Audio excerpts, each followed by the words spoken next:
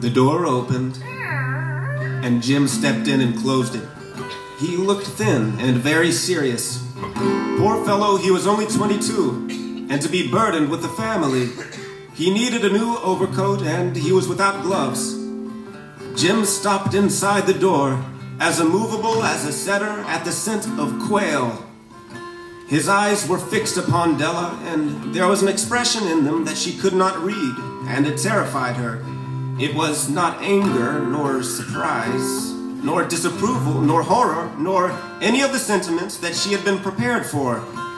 He simply stared at her fixedly with that peculiar expression on his face. Please, God, make him think that I am still pretty. Della wriggled off the table and went for him. Jim, darling, don't look at me that way. I had my hair cut off and sold because I couldn't have lived through another Christmas without giving you a present. It'll grow out again. You won't mind, will you? I just had to do it. My hair grows awfully fast. Say Merry Christmas, Jim, and let's be happy. Oh, you don't know what a beautiful, nice gift I've got for you. You've cut off your hair. It was as if he had not arrived yet at that patent fact, even after the hardest mental labor. Cut it off and sold it. Don't you like me just as well anyhow? I'm me without my hair, aren't I? Jim looked about the room curiously. You say your hair is gone. You needn't look for it. It's sold, I tell you. Sold and gone, too. It's Christmas Eve, boy. Be good to me, for it went for you. Maybe the hairs of my head were numbered, but nobody could ever count my love for you. Shall I put the chops on, Jim? Della, oh Della, there's nothing you could do to change your clothes or change your hair. Won't change my love for you. He drew a package from his overcoat pocket and threw it upon the table. Della, oh Della, now I think that if you open that package there, you'll understand just why you had me going.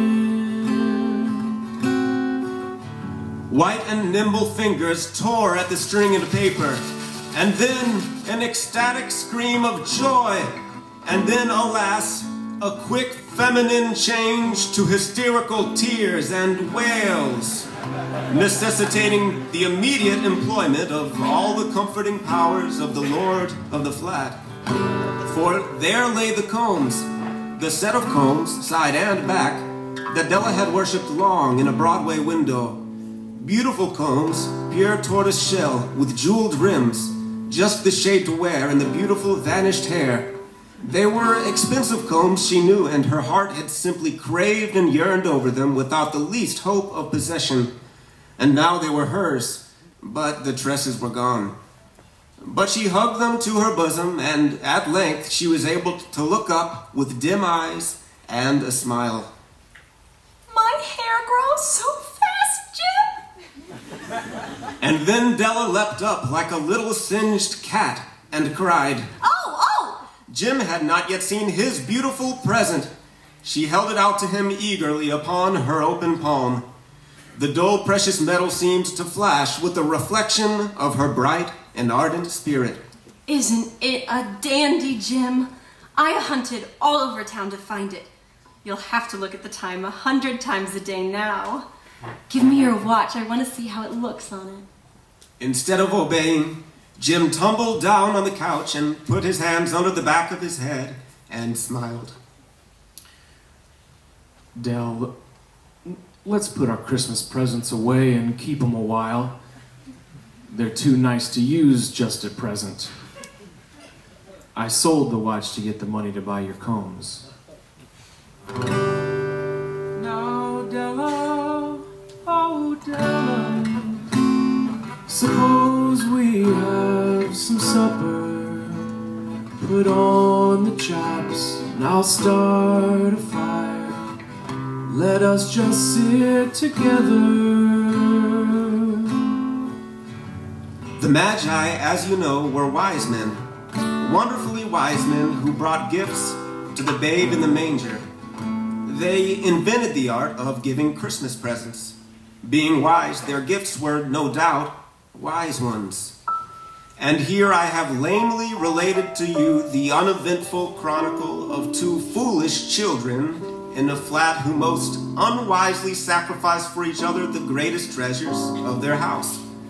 But, in a last word to the wise of these days, let it be said that of all who give gifts, these two were the wisest. Up above, the candles dim as snowflakes start to fall. When Christmas comes without a sound, it still comes the same after all.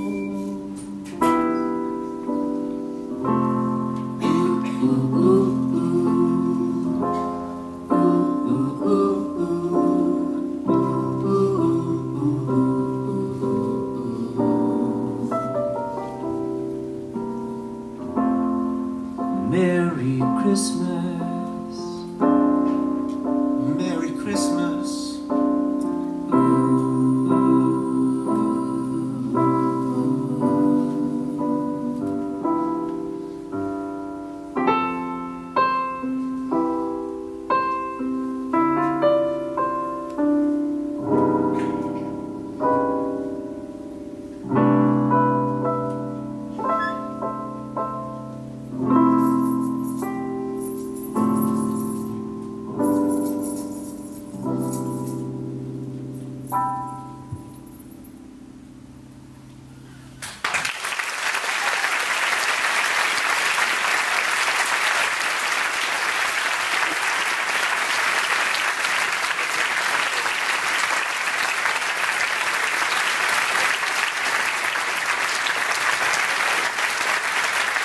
Thank you. Thanks.